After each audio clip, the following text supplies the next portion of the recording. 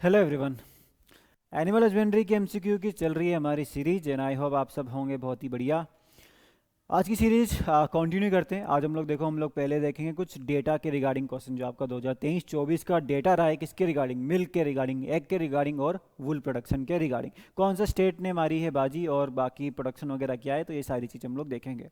ठीक है, तो पहला क्वेश्चन की बात करें तो पहला क्वेश्चन कह रहा है आपसे कि पर कैपिटा अवेलेबिलिटी क्या रही है मिल्क की 2023-24 के अंदर इंडिया में। ठीक है, तो भाई ऐसा मत सोचना कि 459 ग्राम भी अगर किसी के दिमाग में बाई चांस आ रहा होगा तो वो पिछले साल का डेटा था, अभी बढ़ चुका है। 459 ग्राम जो है पिछली बार था, अभी क्या हो चुका है, पर कैपिटा अवेलेबिलिटी बढ़ चुकी है। सबसे पहले अगर हम बात करें तो इंडिया फर्स्ट नंबर आता है मिल्क प्रोडक्शन में पूरे वर्ल्ड में, जिसमें पूरे वर्ल्ड में फर्स्ट पोजीशन पे आता है। अगर हम बात करें तो यूपी का सबसे ज़्यादा प्रोडक्शन रहा है 2023-24 में पूरे इंडिया भर में, किस चीज़ में, मिल्क प्रोडक्शन में सबसे ज़्यादा कंट्रीब्यूशन यूपी का रहा है, 18% के आसपास यूपी से कंट्रीब्यूशन आया है। ठीक है, पर कैपिटा अवेलेबिलिटी की बात करें तो भाई 450 ग्राम, 471 ग्राम, 500 ग्राम या 460 ग्राम। तो ये याद रखना कि इस साल से 471 ग्राम पर डे क्या हो चुका है, मिल्क की पर कैपिटा अवेलेबिलिटी हो चुकी है। ठीक है, तो अगर हम बात करें तो 239 मिलियन टन मिल्क का प्रोडक्शन फर्स्ट रैंक आ गई। पर कैपिटा अवेलेबिलिटी कितनी, 471। और उत्तर प्रदेश की बात करें तो सॉरी 18 नहीं, 16% के आसपास उत्तर प्रदेश का सबसे ज़्यादा कंट्रीब्यूशन रहा। तो टॉप प्रोड्यूसर मिल्क का कौन आ गया, उत्तर प्रदेश आ चुका है। What is the total egg production in India during 2023-24। भाई अगर हम एग की बात करते हैं तो पूरी दुनिया में इंडिया सेकंड नंबर पे एग प्रोडक्शन करता है। ठीक है, और पूछ रहा है आपसे क्या कि टोटल एग प्रोडक्शन किया कितना था, 140 billion numbers, 142 billion number, 150 billion number या फिर 135 बिलियन नंबर। तो अगर हम बात करें एग का प्रोडक्शन जो लेटेस्ट आपका डेटा आया है उसके अकॉर्डिंग 142.77 बिलियन नंबर एग का प्रोडक्शन रहा है। तो बी ऑप्शन अगर पता था तो हो आप अपडेटेड, नहीं तो आपको अपने आप को और अपडेट करना पड़ेगा। तो ये रहा भैया एग का प्रोडक्शन। ठीक है, यहाँ लिखा है। और अगर हम बात करें तो ये हमने कह दिया कि सेकंड नंबर पे आता है इंडिया। उसके अलावा अगर हम बात करें तो भाई पर कैपिटा अवेलेबिलिटी पे भी थोड़ा ध्यान दिया जाए, कितनी, 103 जो है आपके यहाँ per capita availability per annum है, एक साल में एक बंदे के ऊपर 103 एग जो है आ जाते हैं। ठीक है, उसके अलावा हाँ स्टेट वाली स्लाइड अभी आगे आएगी। आंध्र प्रदेश जो है ये आपका टॉप करता है एग प्रोडक्शन के मामले में। ठीक है, तो आंध्र प्रदेश क्या है, यहाँ पे टॉप प्रोड्यूसर है। Which state contribute the highest percentage to the total wool production in India, कौन सा करेगा भाई बताओ, मिल्क में कौन, उत्तर प्रदेश।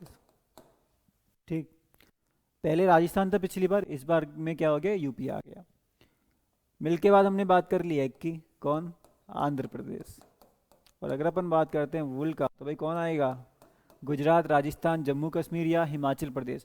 भाई 47-48% के आसपास जो वुल का प्रोडक्शन है वो सारा का सारा राजस्थान से आता है। और राजस्थान के बाद जम्मू एंड कश्मीर जो है वो सबसे ज़्यादा वुल प्रोडक्शन आप करता है। ठीक है, तो राजस्थान बी ऑप्शन जो है यहाँ पे करेक्ट ऑप्शन जाएगा। ठीक है भाई, तो वुल प्रोडक्शन देखो कितना हुआ है, 33.69 मिलियन केजीज जो है वुल प्रोडक्शन रहा है। उसके अलावा अगर हम बात करें तो राजस्थान में आपका 48% के आसपास क्या है वुल प्रोडक्शन है, उसके बाद जम्मू एंड कश्मीर आता है। ठीक है, तो ये हुई बात वुल प्रोडक्शन की।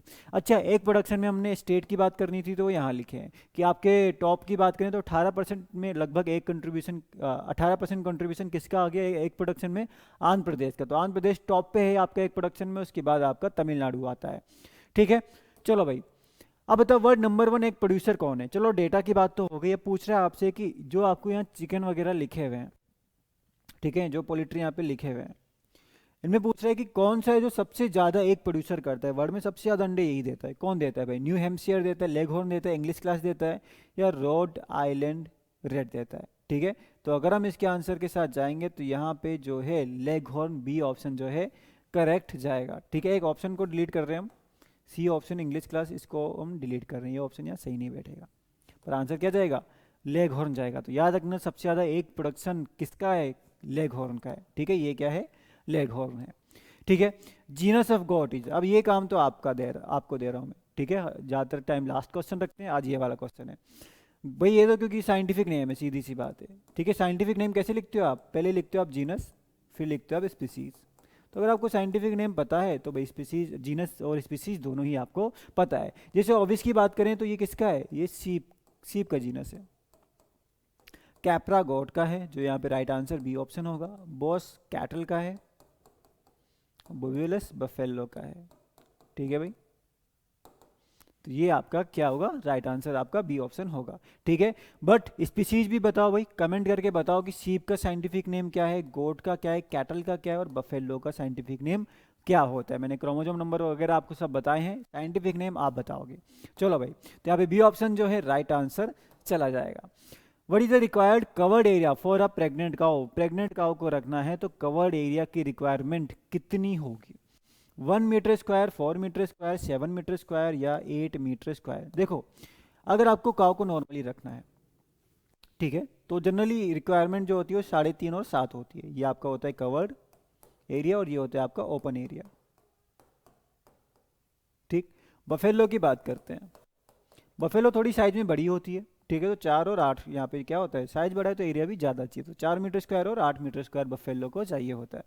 प्रेग्नेंट काउ की भी बात कर लेते हैं भाई। प्रेग्नेंट काउ के केस में भी उसको थोड़ा सा एरिया जो है ज़्यादा चाहिए होता है, लगभग लगभग बफेलो जितना, 4 मीटर आपको कवर्ड एरिया चाहिए, आपको नहीं इस काउ को। और ओपन एरिया कितना चाहिए इस काउ को, 8 मीटर स्क्वायर इसको ओपन एरिया चाहिए। ठीक है भाई, तो आंसर क्या जाएगा आपका यहाँ पे 4 मीटर स्क्वायर जो है राइट आंसर जाएगा। प्रेग्नेंट काउ ही तो पूछा हमने क्वेश्चन में, ठीक है, तो बी ऑप्शन जो है करेक्ट जाएगा। तो टेबल पे नजर मारी जाए, काउ का बफेलो का मैंने आपको बता दिया। नीचे आप ये भी देख सकते हो, जो 3 महीने तक ही हैं, छोटे से हैं, तो उनका एरिया भी थोड़ा कम लगेगा। प्रेग्नेंट काउ बता दिया 4 से 8, और बुल में भी थोड़ा ज़्यादा एरिया लगता है क्योंकि बुल का साइज जो है काफ़ी ज़्यादा बड़ा होगा। ठीक है, तो ये थोड़ा सा इस टेबल पे एक बार नज़र मार लेना। What is the average weight range of a standard egg. ठीक है, ये हमसे पंतनगर में वेटनरी का कोई कोर्स था, उसमें हमसे क्वेश्चन भी पूछा था वाइवा की तरह, टाइम पे सबसे पूछा गया और लगभग किसी को नहीं पता था कि एग का स्टैंडर्ड वेट कितना है। ठीक है, तो आपको पता है तो बता दो भाई, एग का स्टैंडर्ड एग का क्या पूछा है, हाँ, वेट कितना होता है। अगर आप नॉर्मल एक अंडा लेके आते हो तो उसका वेट कितना होगा, 45 से 50 ग्राम, 50 से 60 ग्राम, से 60 से 70 या 40 से 50 ग्राम। तो एक स्टैंडर्ड एग का जो वेट है वो 58 ग्राम होता है, या फिर आप 50 से 60 ग्राम कह सकते हो उसको। ठीक है, तो बी ऑप्शन जो है आपका यहाँ पे राइट आंसर जाएगा। ठीक, तो बी ऑप्शन 50 से 60 ग्राम राइट आंसर जाएगा। What percentage of an egg is made up of yolk. ठीक है, कह रहा है कि भाई योक परसेंटेज बताओ। अब मैं भूल गया, पर किसी एग्जाम में एल्ब्यूमिन का परसेंटेज पूछा था, एफओ में पूछा था शायद, किसी में तो पूछा था। ये रहा एग, एग के अंदर होता है क्या, योक, ये योक है। ठीक है, क्या योक है। तो एग में भी 3 चीज़ें आ गई, बाहर उसका सेल है, सेल के बाद वाइट पोर्शन जो अंदर आता है, ये वाइट वाला, इसको अपन क्या बोलते हैं, एल्ब्यूमिन प्रोटीन होता है, बड़ा अच्छा। देखो, एग की एक बड़ी खास बात है, दुनिया में इंडिया के अंदर एग बहुत सस्ता है, बाहर एग इतने सस्ते नहीं जितना इंडिया के अंदर है, और प्रोटीन सोर्स बहुत बढ़िया है। ठीक है, आपके एग में कितना प्रोटीन होता है, आपके एग में लगभग 12% प्रोटीन होता है। एक सिंगल एग उठाओगे तो लगभग 6 ग्राम के आसपास प्रोटीन आपको मिल जाता है उससे। ठीक है, और प्रोटीन लेना डाइट में बहुत ज़रूरी है। ठीक है, चलो अभी हम लोग वापस क्वेश्चन पे आते हैं, और ये रहा योग। तो भी ध्यान रखना, सेल की बात करें तो ये 12% एग का कंट्रीब्यूशन करता है। ठीक है, उसके कंपोजिशन में एल्ब्यूमिन 58% करता है। ठीक है, और बाकी बचा लगभग 30%, वो कंट्रीब्यूशन सारा योग से आता है आपका। ठीक है, चलो तो ये ध्यान में रखना, योग कितना आ गया आपका, 30% जो है यहाँ पे योग होगा। ठीक है, एवरेज 50 से 60 ग्राम, योग 30%, एल्ब्यूमिन कितना 58%, और अगर हम सेल की बात करें तो वो आपका 12% के आसपास आता है। तो यहाँ पे तीनों को मिला दो, 100% एग आपका रेडी हो गया। कह रहे कि how many calories are present in 100 gram of an egg. ठीक है, लगभग लगभग 2 एग अगर खा लोगे तो कितनी कैलोरीज मिल जाएगी। ठीक है, 100 ग्राम एग से कितनी कैलोरीज मिलेगी आपको, 120 कैलोरीज, 148 कैलोरीज, 200 कैलोरीज या फिर 110 कैलोरीज। ठीक है, तो जो एग खाता है वो बिल्कुल खाया करो, जो नहीं खाता मत खाओ। ठीक है, तो बताओ भाई कितनी कैलोरीज मिलेगी। यहाँ पे जो राइट आंसर आपके लिए जाएगा वो जाएगा कितना, 148 कैलोरीज जो है आपको 100 ग्राम एग से मिलती है। ठीक है, तो भाई एग में प्रोटीन कितना, 12% के आसपास प्रोटीन है। ठीक है, सेकंड फैट 11%, मिनरल 12%। अभी कोई स्टडी हुई थी जिसमें यही सामने आया था कि इंडिया ऐसे देशों में से है जहाँ पे प्रोटीन बहुत कम खाते हैं और कार्बोहाइड्रेट बहुत ज़्यादा खाते हैं, और यही रीज़न है डायबिटीज़ वगैरह ज़्यादा होने का। ठीक है, तो ये क्या है, प्रोटीन यहाँ पे अच्छा खासा इसमें 12% है, वाटर 65 है, और कैलोरीज मैंने आपको बताया 148 कैलोरीज पर 100 ग्राम मिलता है। और एक की खास बात एक और है कि भाई बायो अवेलेबल प्रोटीन है, मतलब बहुत ईजिली बॉडी को वो प्रोटीन मिल जाता है। ठीक है, which weight category does an egg weighing 46 gram belong to. देखो ये कैटेगरी आपको थोड़ा याद करनी पड़ेगी है ना, नाबार्ड के अकॉर्डिंग भी कैटेगरी, नाबार्ड ने अपनी ग्रेडिंग भी निकाली हुई है। नाबार्ड ने क्या किया है भाई, ग्रेड भी निकाले हुए हैं, ए ग्रेड किसको देंगे, बी ग्रेड किसको देंगे, ठीक है। तो इस तरीके से अभी दिखाऊंगा आपको, ग्रेडिंग भी निकाली हुई है। अच्छा अगर आपसे पूछे कि ये आपका 46 ग्राम के आसपास अगर साइज है तो किस में आएगा, तो ये आपका मीडियम साइज एक के अंदर आता, सी ऑप्शन जो है करेक्ट होगा, ठीक है। भाई अगर 60 ग्राम से बड़ा है तो वो एक्स्ट्रा लार्ज है, काफ़ी बड़ा है, ठीक। 53 से 60 ग्राम तक है तो वो आपका वो भी लार्ज के अंदर आएगा। मीडियम आएगा आपका 45 से 52 ग्राम, और स्मॉल की बात करें तो अगर आपका वो कितना 44 ग्राम 45 ग्राम से अगर कम है तो वो आपका स्मॉल एग में आ जाएगा, ठीक है। तो इसको वेट के अकॉर्डिंग इसको भी क्लासीफाई किया गया है। उसके अलावा ग्रेड भी किया गया है, जो एकदम बेस्ट टाइप का एग है, ना कुछ भी टूटा फूटा नहीं है, एकदम क्या है क्लियर है, साफ है, वो ग्रेड ए में आता है। फिर थोड़ा बहुत क्या है, सेल वगैरह थोड़ा बहुत क्या हो रहा है यहाँ पे दिक्कत हो रही है थोड़ा बहुत, ठीक है, सेल वगैरह थोड़े से खराब है तो आपका बी ग्रेड में आता है। और अगर बहुत ज़्यादा दिक्कत है एक के साथ, कॉन्टेमिनेट हो रखा है पूरा बाहर से, तो वो आपका नो ग्रेड में आता है, ठीक। तो ये 3 ग्रेड है जो नाबार्ड की तरफ से ग्रेडिंग करी गई है एग की। For how long is a ब्रूडर typically used for चिक, चिक के लिए कह रहे हैं कि ब्रूडर कितने टाइम के लिए यूज करते हैं। भाई देखो जब चिक यानी कि क्या, चिक छोटा सा वो आया, ठीक है, एग हैच के तो निकला, तो अभी उसके फर फर डेवलप नहीं हुए, उसके फर या उसके पंख अभी धीरे धीरे आए नहीं है, तो इसलिए उसको थोड़ा सा गर्मी देनी पड़ेगी, वार्म रखना पड़ेगा, ठीक है, वरना उसकी बॉडी टेम्परेचर इतना मेंटेन कर नहीं सकती है, ठीक है। और उनकी बॉडी का एक तो टेम्परेचर थोड़ा हाई रहता है, तो इन्वायरमेंट में बहुत ज़्यादा हीट लॉस होगा, तो उसके लिए हम लोग क्या करते हैं, उनको स्टार्टिंग में हम लोग उसको ब्रूडर में रखते हैं।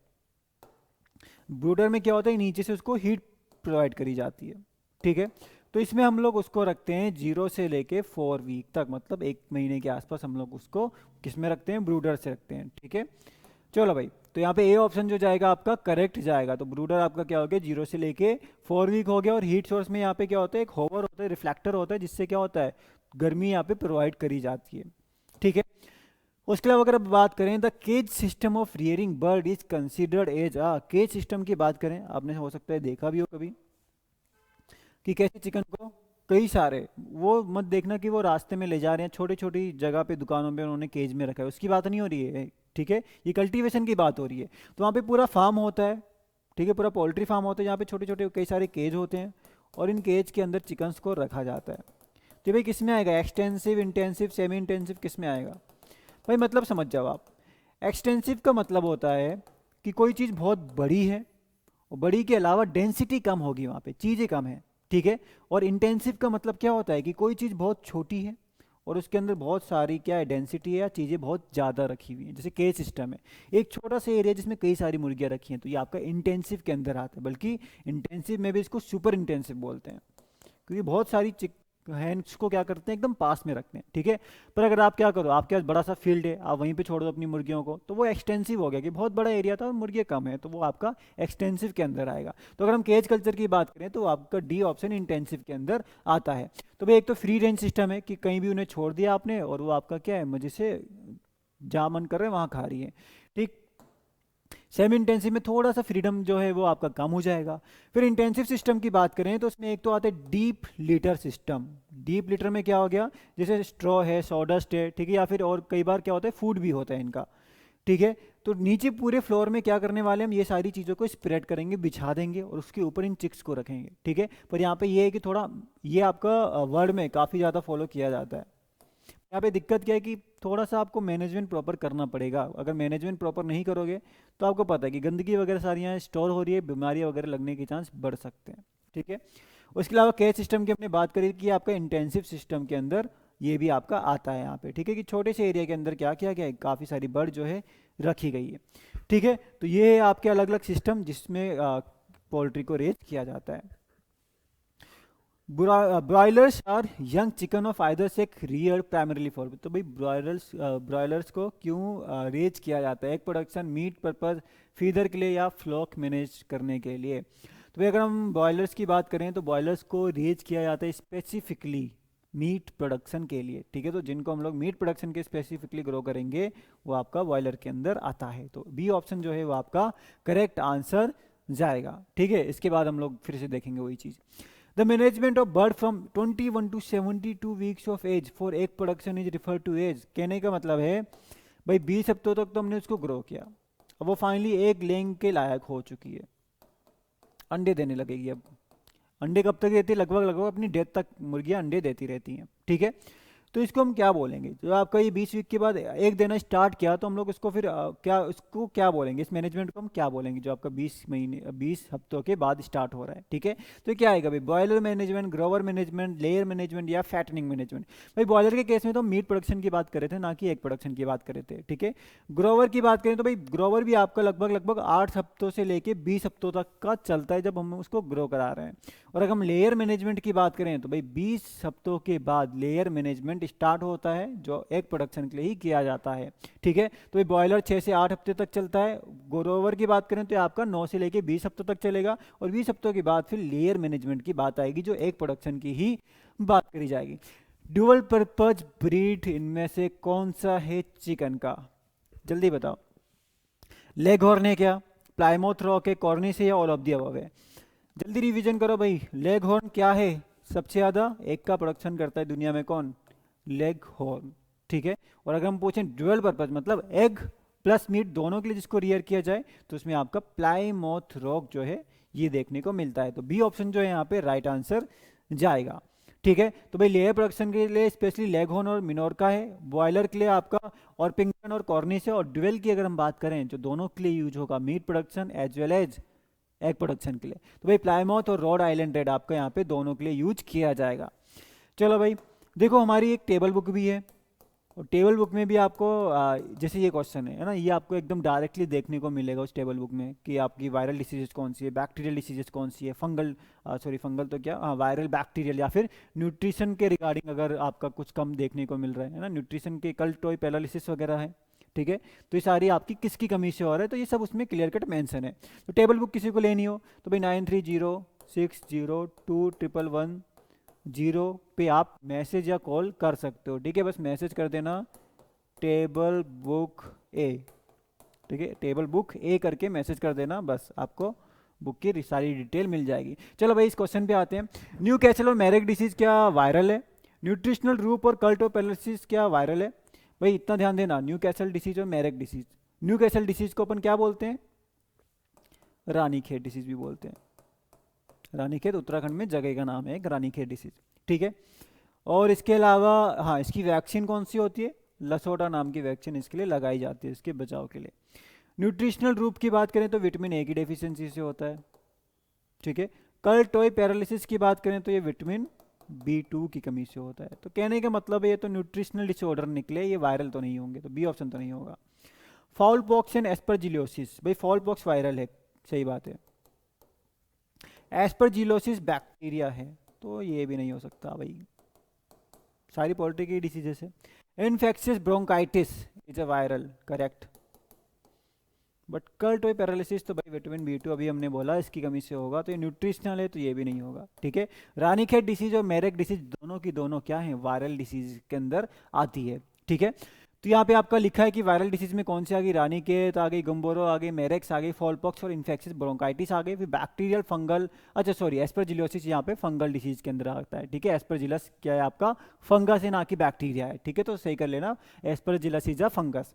विटामिन मिनरल्स में देख लेना भाई, न्यूट्रिशनल ग्रुप की बात करें विटामिन ए आपका आ गया, कल टॉय पैरालिसिस विटामिन B2 आ गया, क्रेजी चिक डिसीज आपके एग्जाम में बड़ा पूछता है, विटामिन E आ गया, ठीक है। और स्लिप टेंडन की बात करें तो मैग्नीज की डेफिशिएंसी से होता है, ठीक है। तो चलो भाई ये हुआ आपके डिसीज के रिगार्डिंग। और एक क्वेश्चन बस मुझे और बता दो, what is the ideal temperature for the incubation of egg? अंडों को इंक्यूबेट करने के लिए आइडियल टेम्परेचर कितना होगा? 20 से 25, 37.5, 42.5, या रूम टेम्परेचर 28 डिग्री पे ही वो इजीली हैच कर जाएंगे, ठीक है। तो अभी थोड़ी गर्मी चाहिए होती है, रूम टेम्परेचर पे ही होता तो मुर्गी को पूरे दिन अंडे के ऊपर बैठने की जरूरत नहीं पड़ती, ठीक है। तो अगर हम बात करें तो थोड़ा सा टेम्परेचर ज़्यादा चाहिए, कितना चाहिए? बहुत ज़्यादा भी नहीं चाहिए, पर थोड़ा ज़्यादा चाहिए, 37.5, या फिर जनरली आप 37 से 38 डिग्री सेल्सियस कह सकते हो, ठीक है। तो ये हुआ आपका temperature for hatching is 99.5 Fahrenheit, या 100 फ़ारेनहाइट के आसपास बोल दो, या 37.5 डिग्री आप कह सकते हो। 21 दिन लगते हैं इसको हैच करने में। तो ये थे आज एनिमल हस्बेंड्री के इंपॉर्टेंट क्वेश्चन, आगे हम लोग इस चीज़ को करेंगे और continue. Thank you so much. समझ में आती है चीज़ें तो भाई लाइक वाइक कर दिया करो, ठीक है। बाकी आपसे मिलते हैं नेक्स्ट सेशन में। Thank you so much.